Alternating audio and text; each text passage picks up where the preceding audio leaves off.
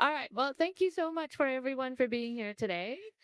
I'm going to kick us off. I'm Wafa Jaffrey. I'm a partner at KPMG. I lead our energy strategy practice, and then globally, I lead our work on energy transition. And today, what we're going to do with this amazing panel is talk about the next wave of clean energy. Just to kind of get us kick-started before we roll into introductions. About 5 years ago, what we saw was absolute convergence into the direction of decarbonization across the world, across the countries. At COP26, we had the phase out of coal. At COP28, we talked about tripling renewables.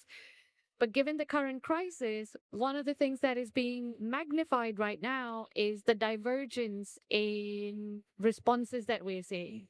Countries focusing on affordability as well as resilience.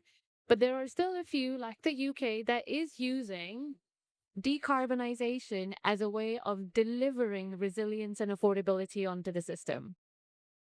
And today, what we're going to do is talk about what that means from an electrostate and a clean wave point of view, hence the amazing panel that we have gathered here today. And I'm going to ask each of them to introduce themselves very quickly. So, starting with Hans. Hi, everyone. Disco. All right. I'm a vice president at Schneider Electric. I'm actually bringing a bit more of the U.S. and international context to the panel. I'm super excited to talk about the U.K. context and learn from these wonderful experts on the U.K. market. But bringing the context from a global perspective is what my team works on. But looking forward to the conversation, and I am going to take a picture of all of you because this is really interesting as a setup. So I'm doing that right now. Quick, Claire.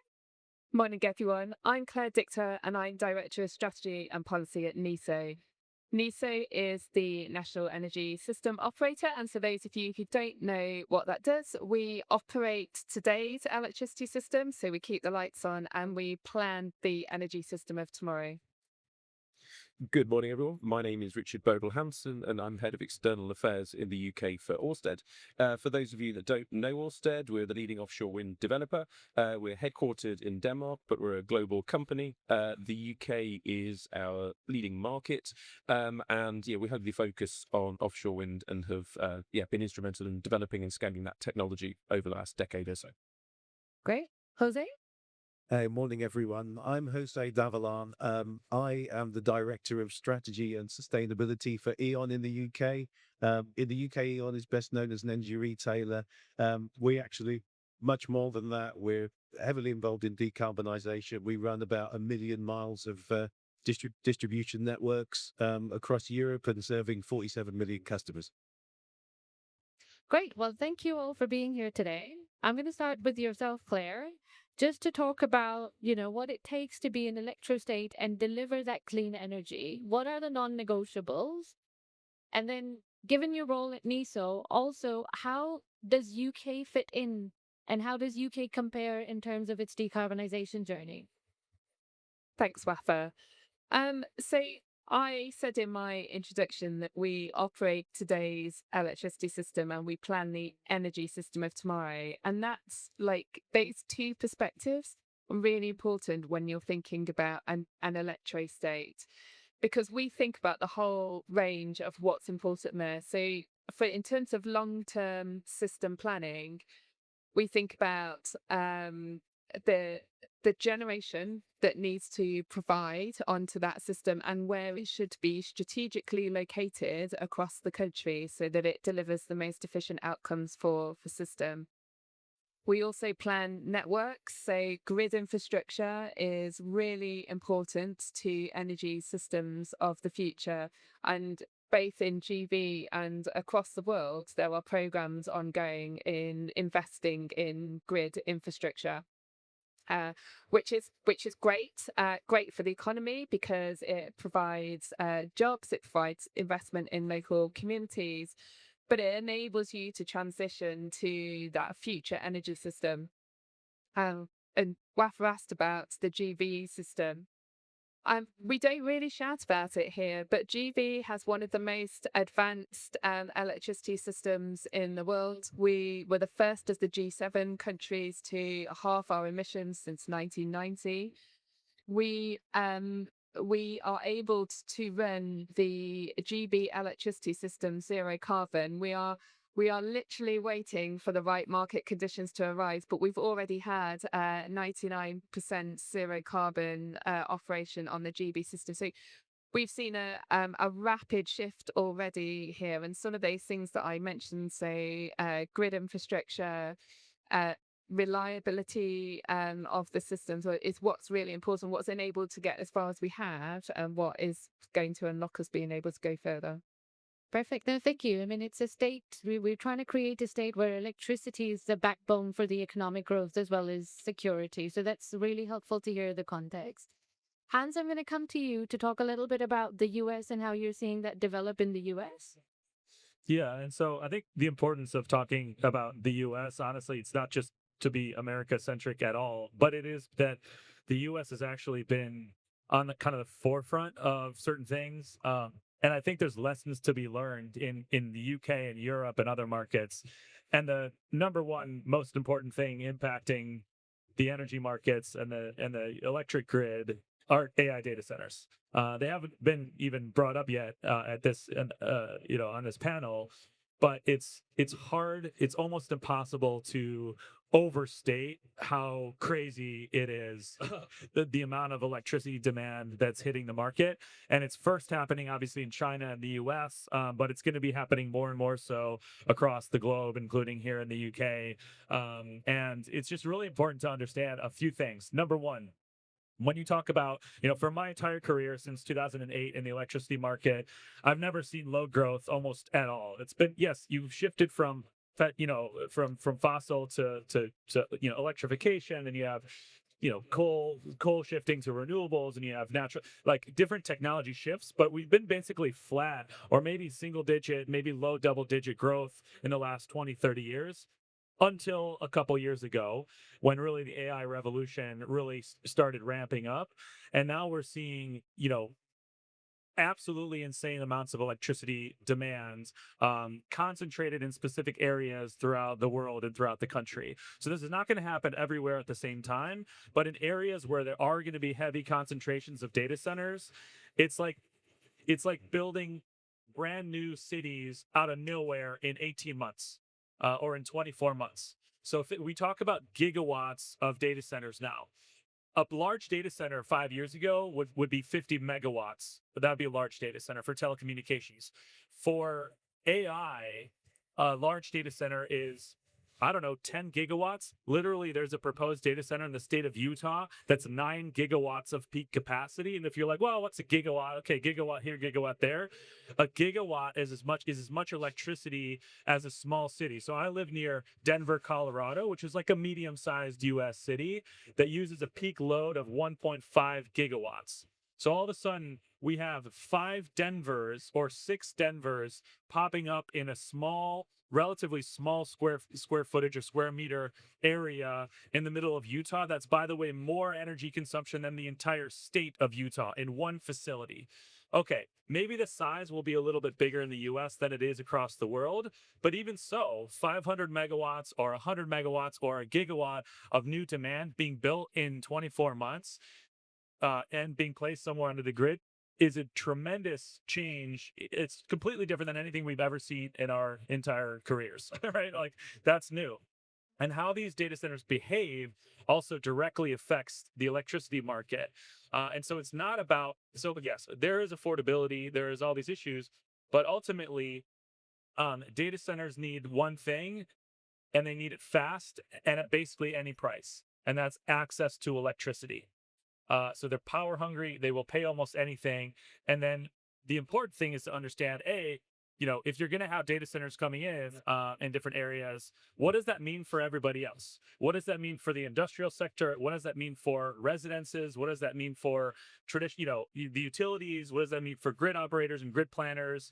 It's a whole different ballgame. And so, here to provide a bit of a preview of what might happen in the UK if data centers become a main, Massive thing. source. No, thank you for that. And that is one of the areas where we're definitely going to explore in this panel as well. But just shifting tact a little bit. Can people still hear me? Okay, so they've just dimmed down the noise. Okay, that's helpful. Whew. So just shifting tact a little bit back to generation. I mean, last year, what we saw was from a China point of view, and you've mentioned that as well, Hans, China, in terms of the electrification there, they added about two size UK grids just in renewables in 2024, and that is absolutely massive. I think what I'd like to do is turn to you, Richard, just to kind of find out about, given your global operations, is UK still competitive in order to attract the investment and the in the generation to be able to supply the demand? Yeah, absolutely. I'm obviously coming at this from the perspective of both the developer, but obviously also an investor in the UK as well. And just very quickly to sort of give the context as some of the scale that we're talking about here is Ørsted alone, and that's just one of the the offshore wind developers. To date, we've invested 15 billion pounds in the UK, and they're continuing to do so.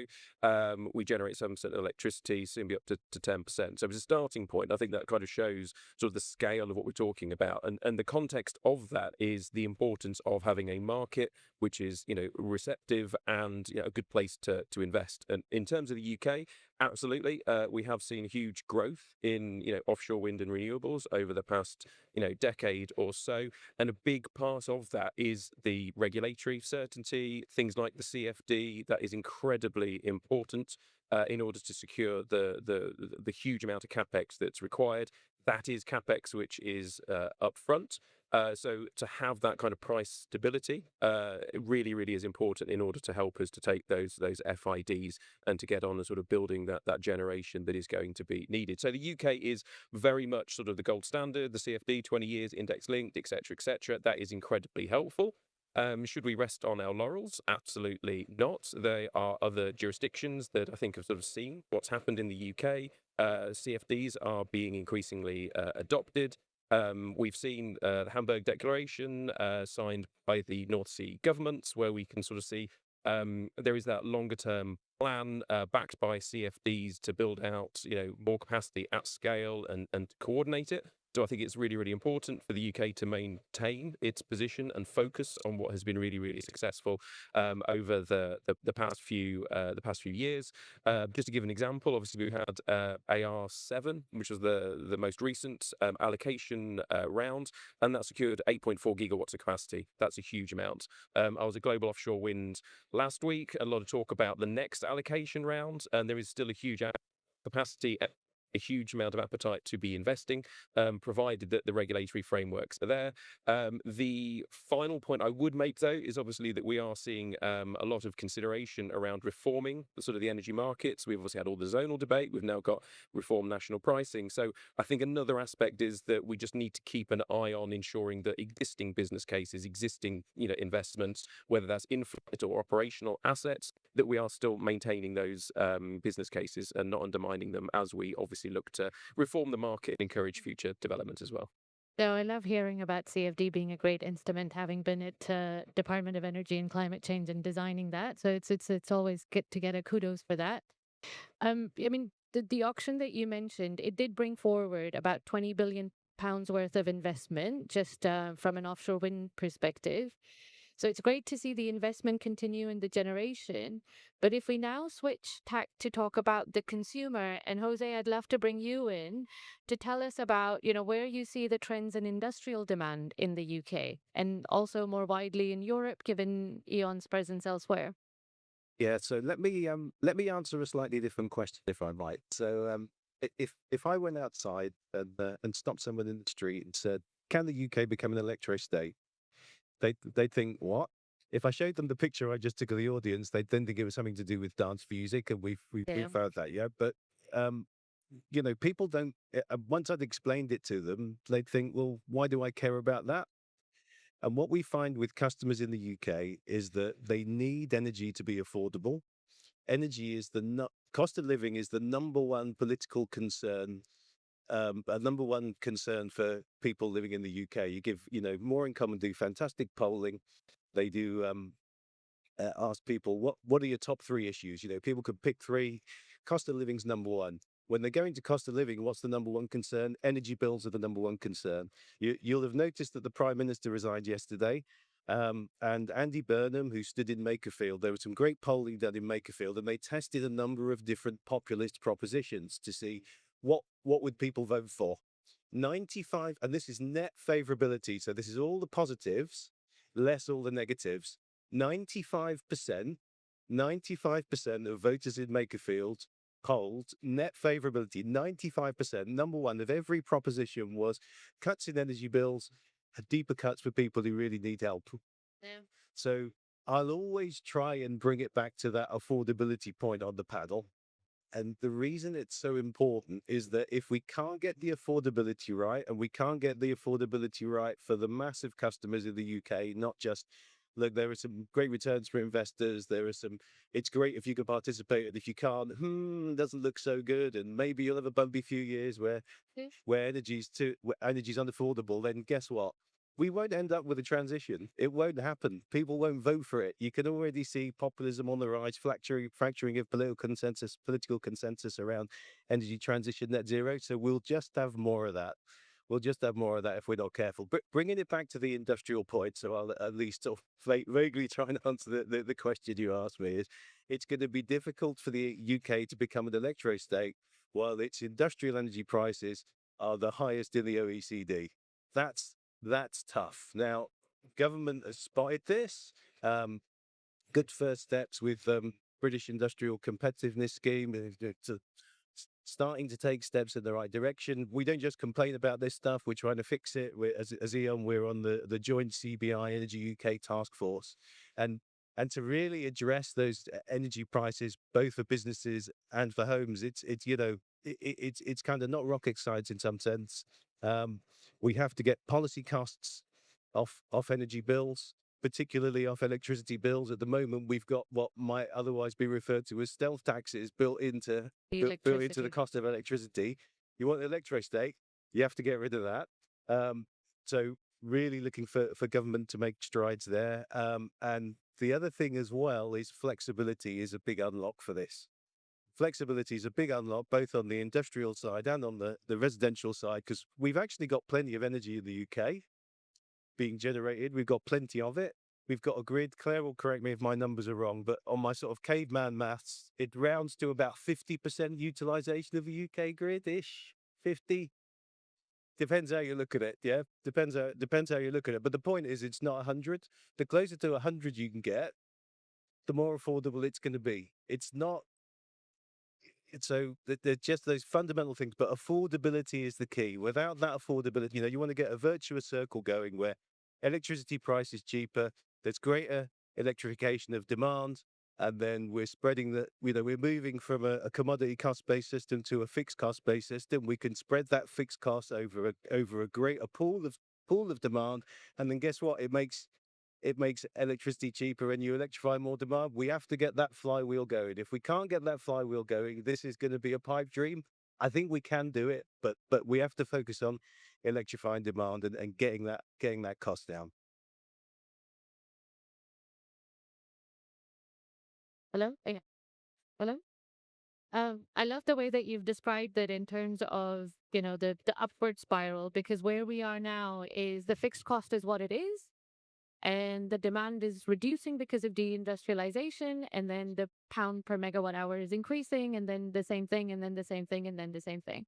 It's really helpful to hear that. And you've made two really great points, one around bills, which we are debating, with CBI and others, how we can reduce that. I'd like to hear more about the flexibility point that you made in terms of how we increase that. And maybe Claire and others might want to come in to see how flexibility can actually help reduce the bills for the UK. Yeah, so flexibility, I mean, it's really interesting because it's kind of an unsung hero. If you're a politician, you can't have a photo op, Of a cutting, VPP. cutting the ribbon. It doesn't exist. And I've spoken about this before. We've got a lot of DNA, not just in the UK but globally, where the DNA of the energy system going back rounds to 100 years is more assets, bigger assets, please. Can we make the power stations bigger? So to move to a more decentralized system is not in line with the sort of deeply inbuilt DNA. And to think about demand side flexibility again, that's not really the DNA of the system. A lot of people find that uncomfortable. It's quite naturally default to big let's build more assets, please. On a bad day, that's the answer. What you want to do, though, is use flexibility, demand side flexibility, to make sure that for every asset that you build, you get the most benefit out of that you possibly can. So, and we've done a number of things on this. I'll just pick on one. We did a trial recently with Northern Power Grid on their low voltage network, quite in common with a lot of DSOs. They've got issues. They put out flexibility tenders, and guess what? They've got a constrained area, put out a flexibility tender. There's no flexibility in that area. Their auctions were just gapping all the time. We approached them and said, look, why don't we do a structured deal? You pay us some money. We'll put batteries into customers' homes. And then that was kind of a win-win-win. It was a win. It was a win for the system. It was a win for the customers who didn't participate in the trial, because overall their grid costs are going to be lower. And it makes the system more resilient there. And if you participated in the trial, it was, £200 annual savings. So it's that kind of thing. You can use flexibility. It will decrease the system costs. And if you do it in the right way with distributed assets, you can put money directly into the pockets of customers. And then that's really building a lot of legitimacy for the transition. And you can bring the same thing for industrial customers as well. Claire, anything you'd want to add to that? No, completely agree with all of that. Like, when you're thinking about planning a system, the first thing that you want to do is reduce the energy that you're using, say LED light bulbs, things. Then you want the energy that you are using to be flexible. Like, we're real creatures of habit here in GB, and historically, you've seen a big increase of energy usage in the morning when everyone's getting up and making a cup of coffee, things. Fairly steady throughout the day, and then another big increase at the end of the day where you have factories still running historically, people coming home from work, making their tea, whatever. In the world where you've got this huge opportunity to change that, because people who are starting to have assets in their home that they could use, you can flatten that profile out, which means that your system is inherently more efficient. It's cheaper. Cheaper to run. Do you want to try it? Oh, sorry. Cheaper to run, cheaper to build. So lowers the costs for everyone. But then, as Jose was saying, if you've got, if you can run your tumble dryer overnight, or if you're fortunate enough to have an electric vehicle, you charge that overnight, you can actually get cash back into the pocket. So you get a double impact of flexibility. It has to be the thing that underpins how we plan and operate the energy system in the future. Thank you for that. It's affordability, we've kind of talked about from a UK point of view. That has, in opposition to that, you highlighted a type of a customer that is almost agnostic to affordability and that pricing. So let's come on to the data centers. US is charging ahead with the growth that we've seen there. How is the market responding from a overall US point of view in terms of delivering that generation, in terms of delivering that capacity that the electricity hungry data centers need? Yeah, check. Yeah. So, and I agree with everything that was said too. And because the more slack you have in the line, the more you can add customers to the existing system, the more the denominator increases. It reduces the price for everyone. I mean, that's absolutely true, and we're seeing that across the country. That's a big argument that data centers are making to say, hey, if we add a bunch of new load and we're efficient about our use of the existing system that's already been paid for, it's going to actually reduce everyone's electric bill, which is all great until you sort of max out the capacity on the system.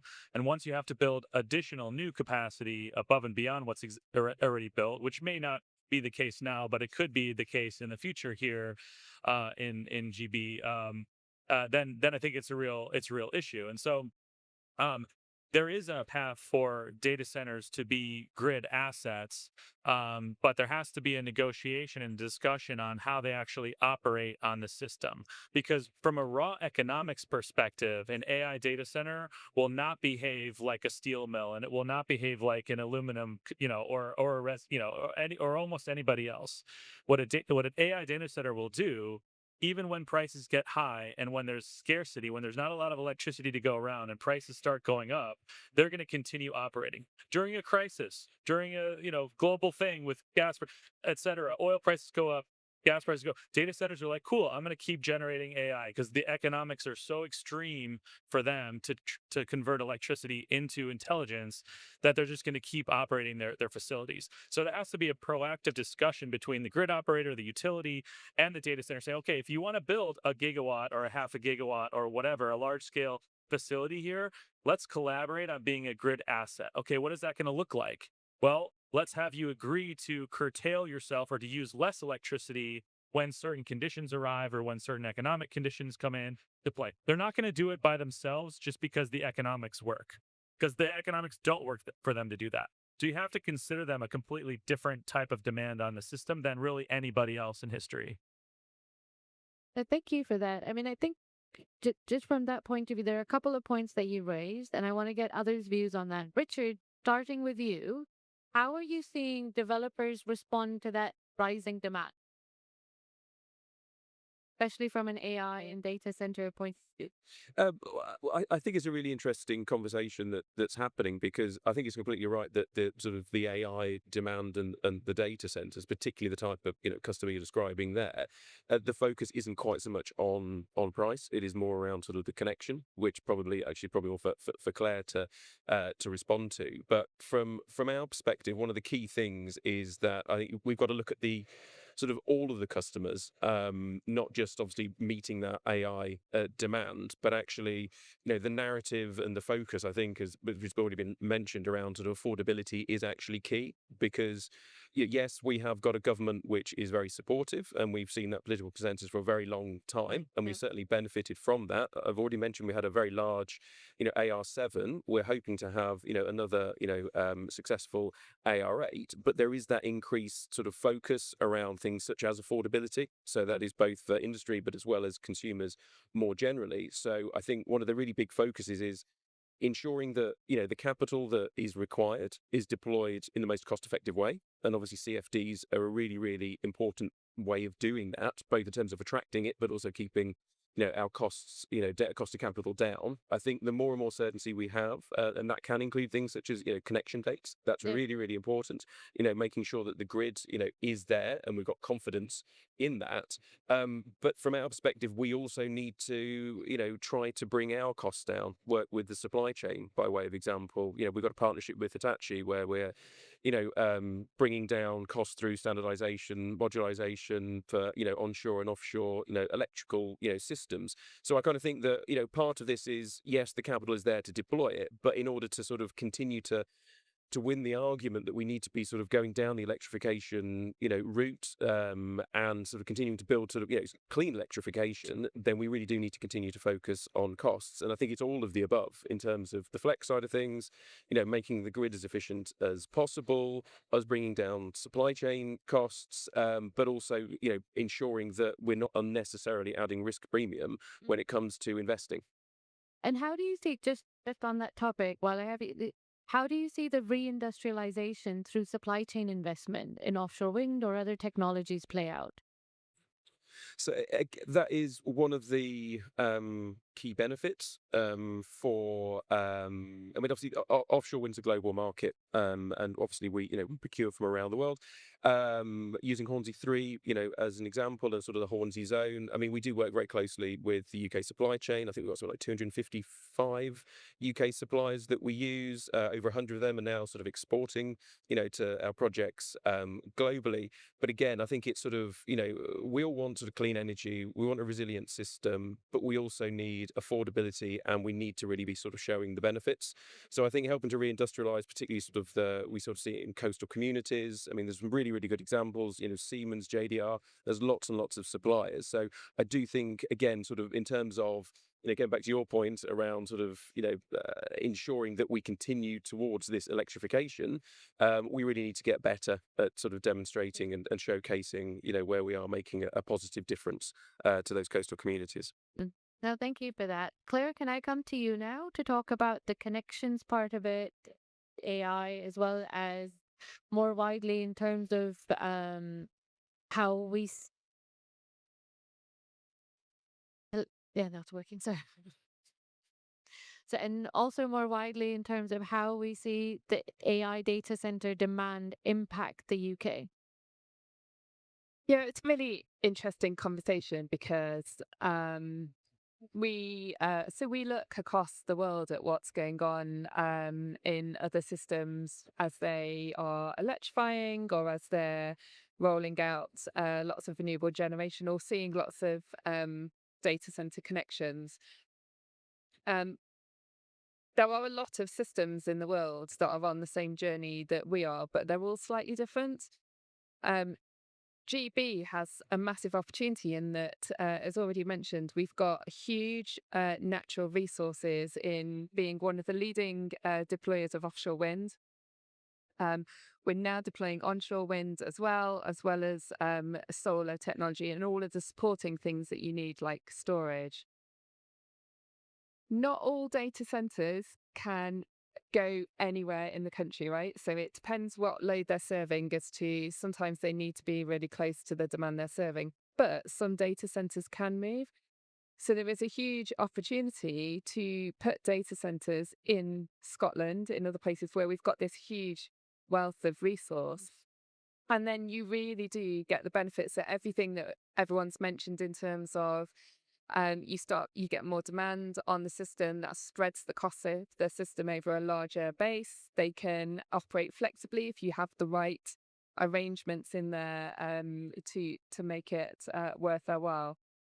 So, um, as a system planner, we're working really closely with data center developers, with their own customers, and with governments to look at this and think about how you would do that. So it is partly about strategically planning the network and identifying where the beneficial places are for data centers to site. But it is also about getting them connected quickly as well. You know, as has been mentioned lots of times, speed is the essence, and um, uh, no one here will have necessarily seen it, but the government has published a couple of consultations on strategic siting of data centers, how you get them connected quickly. So there's huge opportunity there. And we have a fairly unique system in terms of the characteristics of our system. So it could be really beneficial to everyone. It just needs a bit of forward Push thought. and push. I mean, and also we are in competition with other countries across Europe, like France. I mean, they're moving ahead quite fast on that. Okay, we're going to come to the audience shortly for some questions, so please have those prepared. But before we do, just one quick one for the panel. We've talked quite a bit about, you know, what an electrostate needs. So I'm going to ask what your views are on whether UK can actually get there. And if you don't think that we're currently on track to get there, then what is needed in order to support that? So I'm going to start with yourself, Jose. Yeah, sure. So the UK absolutely can get there, can do the supply side. All the natural resources that Claire mentions are in our favor. You know, we've got great system operating. You know, we can run the system renewable. It's going to work. Um, the missing piece of the jigsaw is the demand, and the key unlock for that is price. Yeah. You know, we need the low price to just get that positive flywheel going. You can see it on electrification of heat. You know, in terms of getting the demand to catch up, EVs are going to get there. We shouldn't declare victory yet, but EVs are going to get there. The tech's just better. For heat, it's less of an emotional purchase. If you install the heat pump tomorrow, your bills will be lower, even with the electricity price to gas price ratio that we've got, which is too high. Your bills are going to be lower, but your heat pump won't pay back.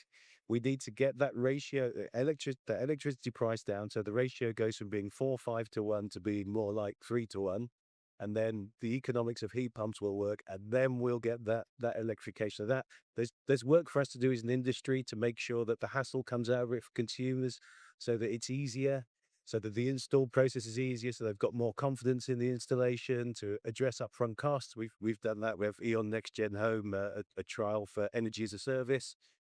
Give heat pump, PV, battery, EV charging, fixed fee for all your energy for that. That's the kind of thing that gonna need to do, but it's all for nothing if we can't get that electricity price down. Yeah. Now that makes sense. And I think that the other point that you're kind of making within that is we need to put the consumer at the heart of the transition, It- not an It's that. afterthought of It's that. here's all this supply. Affordability is Yep. a feature, not a bug of this. It's not Yep. it's not the thing that we kind of come to and say, oh, better mention afford. It has to be Big time. central, and that's all about having customer at the heart of this. That done with them, not done to them, however you want to phrase it. No, that makes sense. Richard? Yeah, completely agree. Sorry, that makes quite a boring panel, doesn't it? But no, I think that's absolutely right. Yes, we will get there. I think the bigger question is around the pace of it. So I definitely think it's a when, not if. Obviously, super important to be matching, demand and supply. I completely agree in terms of putting affordability at the center of all this. All parts of the energy system needs to really continue to focus on cost and bring that down. That very much will help the narrative and the journey. And I also think just a sort of a final comment would be to ensure that we're really explaining why we're doing this and what the benefits are. Both longer term, but also in the shorter term. Please, you raised a question about sort of industrialization and some of the benefits that we're seeing around the country in terms of jobs and skills, etc. And then, I think explaining to communities, what we're doing and why we're doing it is really important. Thank you. Claire?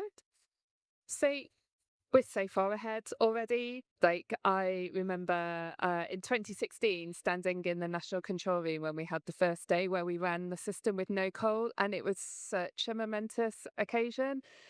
We tweeted it out from our account, and it was retweeted by Al Gore and Leonardo DiCaprio, and it was the highest trending tweet in London that day. And then 2024, we had coal generation on the system for the last time. And then it was demolished. We don't use it anymore. I think it's a massive transition, and we're so far down that path already. But we have to remember that energy is so critical to everything we do. The energy sector, we're not here to serve ourselves. It keeps us warm. It gets us where we need to go. It helps us stay connected with people. So it has to be resilient. So to carry on down that path we're going, we need rapid build out of grid infrastructure, generation technologies, new technologies like storage, massive opportunities there for jobs, for investing in local communities, for really leveraging innovation, which the UK is really, really good at. But completely agree with everything else that has been said as well. We really need to engage with the system. It's got to be an affordable transition. It's got to be just, you've got to think about it from the point of view of the people it's there for. So the domestic consumers and industry, not there as a system to serve itself.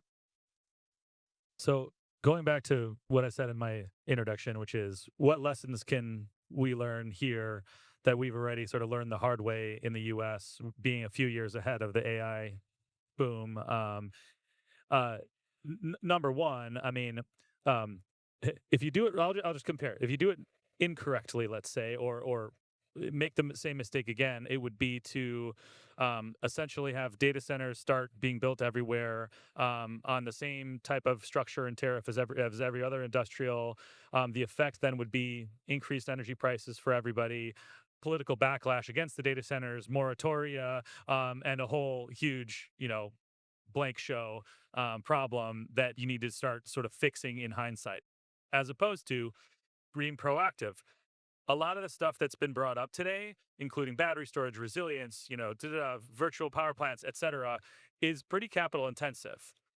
Guess what? There is a class of new load that wants to connect to the system and has incredibly deep pockets. How do we leverage that to actually provide benefits for everyone on the system? For example, you mentioned Scotland. Okay, say, hey, guess what? OpenAI, I won't say a name, whatever, giant data center company. You get to build 500 megawatts of new data center capacity in Scotland, powered by offshore wind. We build a whole new offshore wind project. You actually have to now buy 1.5 times your peak demand, and the rest of that electricity subsidizes the cost of energy for everyone else in that system. So you're overbuying your capacity, but you're paying an extra amount. The data centers, guess what they're going to say? Okay, I'll do that if I can get faster access to electricity, faster interconnection. Just as an example, I'm just throwing an idea out there, but something like that where it's a win-win, where everyone's energy bills go down, the data center gets access to the system faster because every day that they wait, it's $5,000 per megawatt day of cost to them for delaying a data center. So you're talking 100, 500 gigawatts. That would be something like whatever. I can't do the math right now, but $10 million per day, something like that in delay of lost economic opportunity. So leverage that to your benefit, structure it, proactively. And I think there could be a win-win, but you have to do it right. No, thank you for that. Actually, using the demand to be able to deliver system-wide benefits. We'll just pause there to see if the audience have any questions. We have a hand up over there.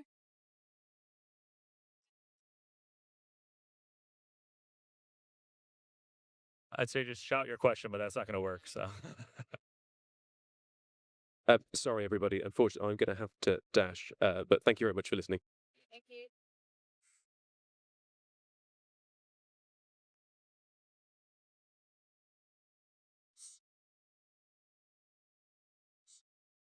We can't hear you. try to speak right into the mic, swallow the mic.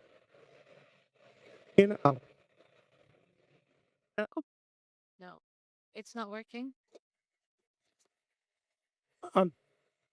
Need a Sorry. Can you hear me now? Yes. Yes. Okay. Mark Howard from Cleanergy. My question is basically why is National Grid and NESO deciding to penalize all the opportunities that minimize the amount of grid required and that minimize the cost to the whole energy system? I need to explain a bit of that. A wind farm like Hornsey 4, which was cancelled because of lack of grid capacity, needs 2.4 gigawatts of grid connection. You put storage in between it and the grid, behind the meter, and it only needs 1.2 gigawatts of grid connection, and it wouldn't have been cancelled. We'd have built it. But that is penalised by regulations and by legislation and by the market design.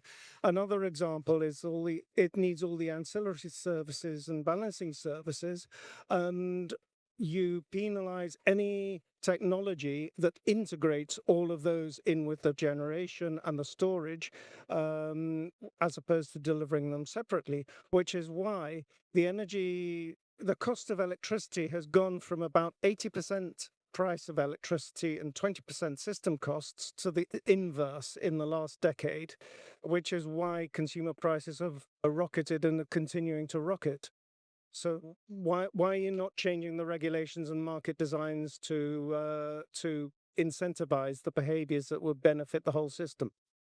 I would reframe that question slightly for you, Claire, to talk about what is it that you are doing and the government is doing to ensure that the market operates more stably in the future and is able to take account of, the concerns around affordability, etc.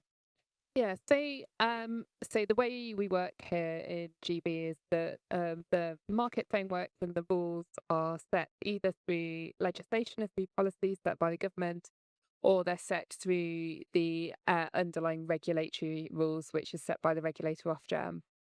For those of you who don't know, quite commonly across lots of system operators, certainly in Europe and across the US as well, there's been a huge increase in people wanting to connect onto the grids, but quite a lot of the applications that get put in are speculative. So we've just been through a huge program in the UK where we have changed the rules to get rid of the speculative projects and get people connected onto the grid quicker. What comes next is actually executing that, working through making sure that as projects start to fall away, you clear them out of the queue, which clears up the capacity for more projects to come in.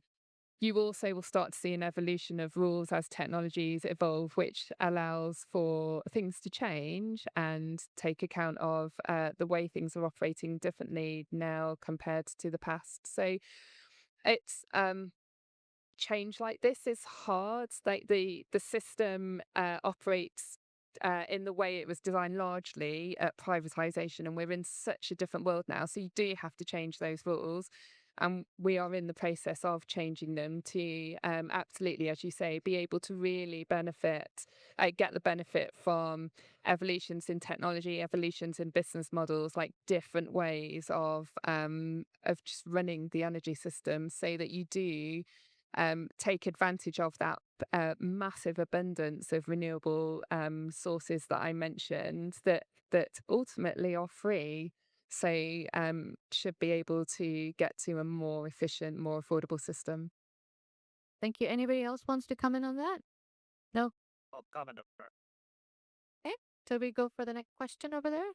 Hi, can you hear me? Really interesting discussion. Ida Spandieri from the Granite State, Senior Development Manager. So you touched on, especially Claire, you touched on offshore wind, data centers, flexibility, and the need to make the grid as efficient as possible. You also touched very briefly on the concept of SSEP and CSMP, strategic spatial energy planning, and centralized strategic network planning for the audience who are not familiar with it.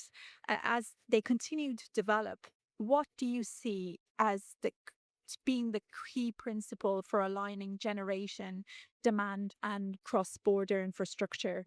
It's like interconnectors, multi-purpose interconnectors. To be important in a way that delivers the best value for consumers, support the energy security, and it still gives the industry and the investors the confidence to invest.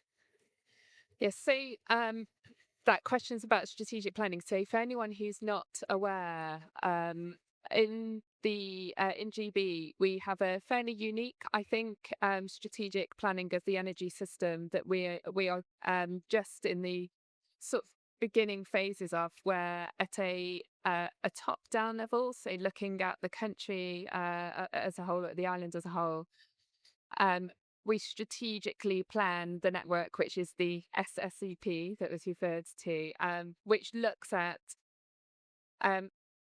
what resources what resources are available, what technologies are available, how do you strategically plan and optimize those across all of the different location options to get to the most, I'm going to say efficient system, but when I say efficient, you actually take account of the cost of that system, its land use impacts, its impact on local communities, a whole broad range of options to say, how would you plan that system so it delivers most benefit it can with the least impact it can. And of course, we are interconnected across to our European partners through lots of links. So you also, as part of that, take account of all of that. We also undertake that on a regional level, so working with local councils, community groups to look at local area energy plans, what the needs are of areas, what the demographics are of their housing stock and things like that, to do the kind of bottom-up planning as well. The idea of all of that, like the main aim, is that you do that forward planning that we've been talking about, and you think about the needs of the system, ultimately the needs of the users, say people in their homes, businesses, transport, haulage firms, and all of it, and then you plan the system in a way that, as I say, maximizes the benefits and minimizes the impacts. Right. Thank you so much. Anybody else wants to come in on that before we take one final question? Think we have time for one more?